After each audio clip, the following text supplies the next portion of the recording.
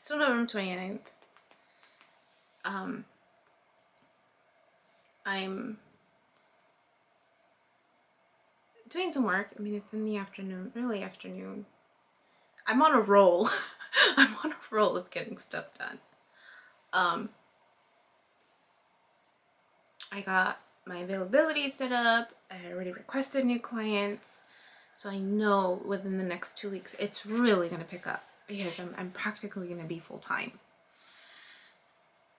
which is going to be a big shift for me. But I got the validation in the dream, like, and I think that's what I was waiting for, to be honest with you. Like, I didn't want to make any sudden changes because there was also that part of me. So a lot of the videos that I'm posting right now is where I'm trying to figure out my place, like, you know, volunteer work or how I'm going to navigate the supuestamente, right? The extra time.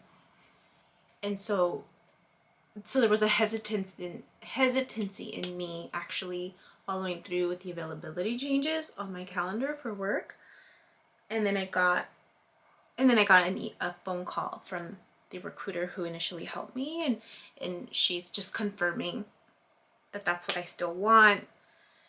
So I'm grateful for the dream last night where I told my coworkers, this is what I'm doing. I'm increasing it to 30 hours. And they're acknowledging, they're validating, like, yes, that's what you need to do. I'm like, okay, you know, like, you know, they're old colleagues that I respect. And I mentioned before that one of them has their private practice and she left the job where we used to work. And the other one also left, but she's working in the schools. And so, so today I just confirmed it. Like, yes, I'm increasing it to full time, which is still, it's 32 hours, but I'm practically going to work close to 40 hours a week. But I'm going to try to fit it into 4 days. Because I asked too, I was like, do I have to work only 8 hours, 8 sessions? And I got the confirmation, no, you set your schedule that you can work as little or as much as you want during that day. So I'm like, okay, great. Now that I'm getting a better flow of like the documentation, and then I got confirmation today that, you know, they do Q&A. So, you know, documentation continues to be well. So I'm like, got that. All right. The only thing that's freaking me out is this weekly consultation with the clinical director, but I'm trying to keep that at bay. I'm like, okay, it's not an urgency, right? So it's not something about clinical that I'm doing wrong or anything. Otherwise, they wouldn't wait 2 weeks, 3 weeks, right? If it's something immediate in terms of the service that I'm providing, it'd be addressed right away. I would assume, right? But at least that would be my approach. So I'm like, okay, it has nothing to do with my clinical skills. I don't think. I don't know, but I'm trying not to worry about it. It's next week that I have that meeting. But anyways, so I got the confirmation in my dream to go ahead and increasing it, right? To at least 32 hours a week. Made the changes, you know, so it's gonna get busy. It's gonna get busy for sure this month and next and from here on out. And then I got another email from the admissions at the college that they got my email and they forwarded it to the coordinator at Project to Survive to see how I can volunteer. So now it's going to officially be volunteer. So I was trying to think about it too, like, okay, just, you know, figuring that out and just slowly embracing that, right? In terms of how that's going to unfold, right? And how that's going to fit into my schedule. So right now, I know I'll be working more evenings than anything in terms of real work, paid work, real work. And then the business class, I'm going to sign up for that. As soon as I'm done with my notes, I'm going to sign up for that and I'm going to start that class, finish up the other classes that I have. So I have my list of things that I need to do. So it's been very productive today. I've been really proud of myself. I woke up early, went to Costco, got some stuff. found my parking spot again, came back, started working. Like it's a nice flow, right? And I know it's gonna keep getting busier. I think the part that I'm still sticking or exploring of the dream, a couple things. One was with my ex. That element of like that I got into that room first for that seminar thing. And I saved him a seat, but then it's like he got there later, was sitting somewhere else, and then I was making my way to him. And he signaled that it was okay for me to sit next to him.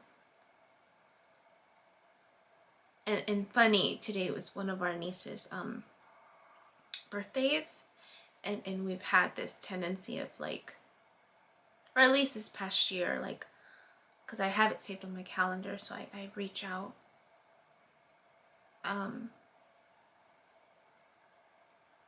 So when I get a reminder for one of our nieces or nephews, like I'll send out a text and I'll include him in that text to remind him, like, hey, it's so-and-so's birthday, you know?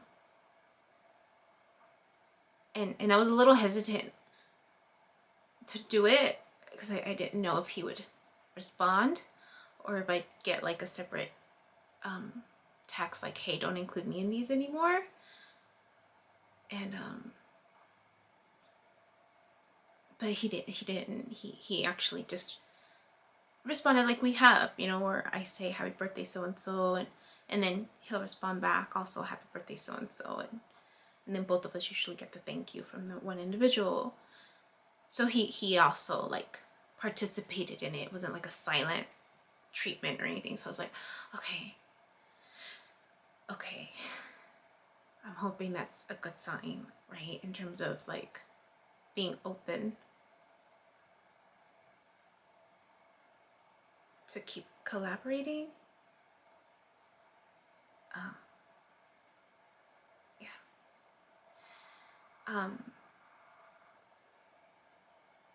So that was nice to be able to, you know, yeah. And so so there's that. The other thing that I'm sitting with is dreaming of this person who molested me when I was younger, and seeing him in one of those rooms and just like just seeing him and like I didn't go into the room. I remember that, like I just like I'm trying to figure out like why did I dream about it? Because I think because I don't remember ever dreaming about him, but I really don't remember a lot of my dreams when I was younger. And I think there was a part of me that was just trying to move on, like not acknowledge it. And I do remember there was a time where I even questioned it, like, did it really happen? Did it really happen? Because I mean, I remember thinking about it, and it wasn't until I was 18 before I became sexually active that I went in for my first pap smear. And I remember I think that's where I got more clarification about what happened, because I remember knowing that I was touched in different ways, and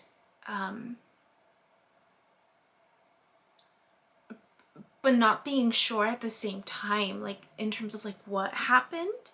Like I had to put the puzzle pieces later on as I learned more about the reproductive system and just stuff. Like the more that I learned, the more that I realized, okay, it was just molestation, right? In terms of categorizing it,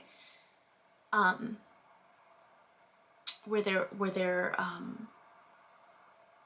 there was no penetration, if you will, like, but there was definite like fondling. And so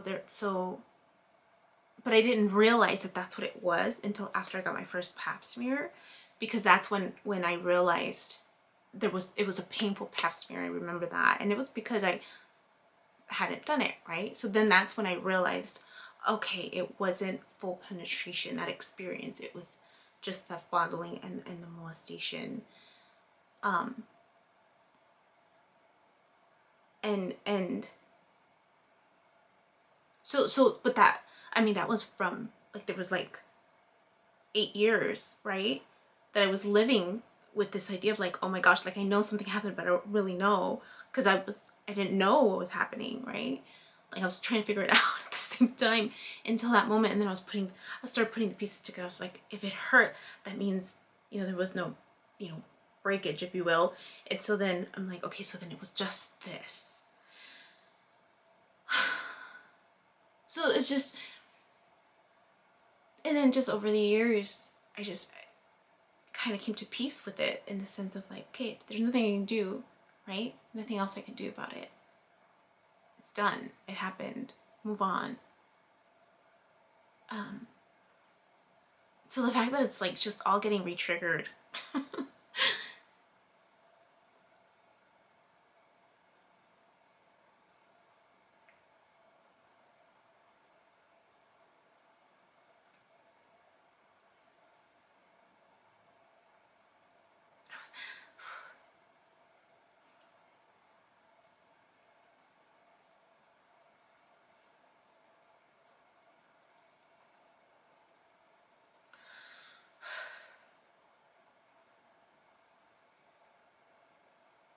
I was just thinking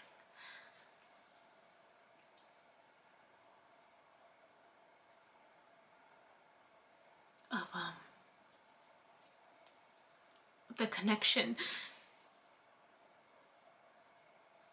with how I interpreted sex in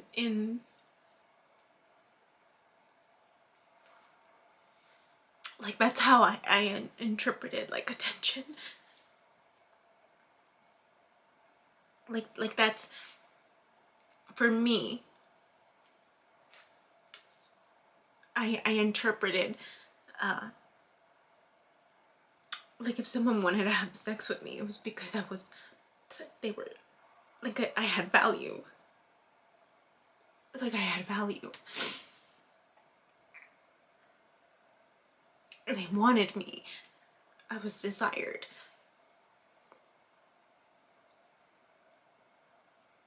It made me feel important. So I was just sit with it.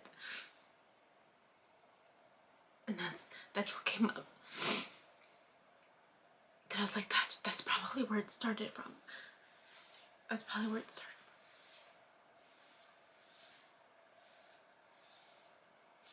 Probably, right.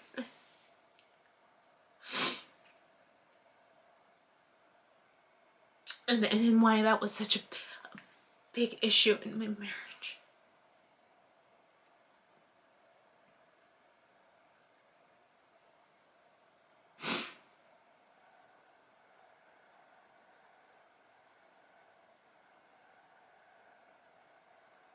Yeah.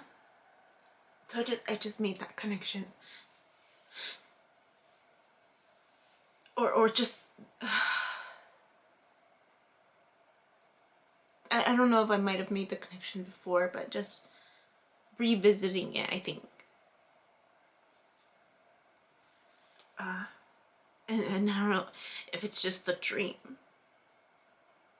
It's just because I didn't go into the room where he was in. I just remember seeing him, and there was this element of like, he didn't know what was going on. But I don't have contact with him, so I don't think he knows that I have this. Clearly, right? If in my dream he doesn't know what's going on.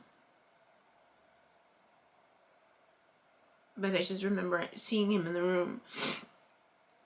And that particular room had windows. you know, some suites or some, when you go into a suite, some like a conference room. It was a conference room. But he was in there by himself, and there was windows in that particular room. Not in the other rooms. The other rooms didn't have windows to each other. They just had the opening. But that particular room, there was windows. But I didn't go in.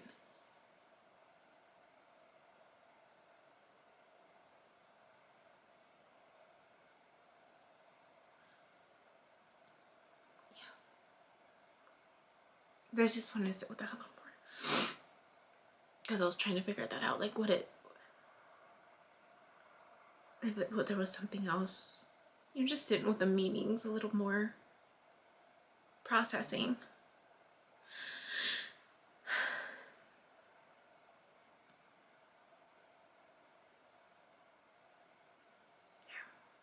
That's all.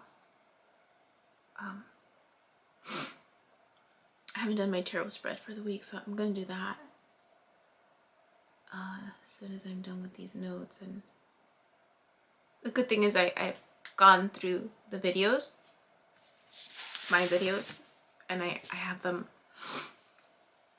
all outlined through part of January. So at least for the next month, they'll all be. I'm gonna try to schedule them out so I don't have to worry about it, at least for a month. I'm gonna see if I can do it on a monthly basis. I mean, it's time consuming, but with everything picking up, I don't want to feel stressed out about, you know, yeah, so that's all.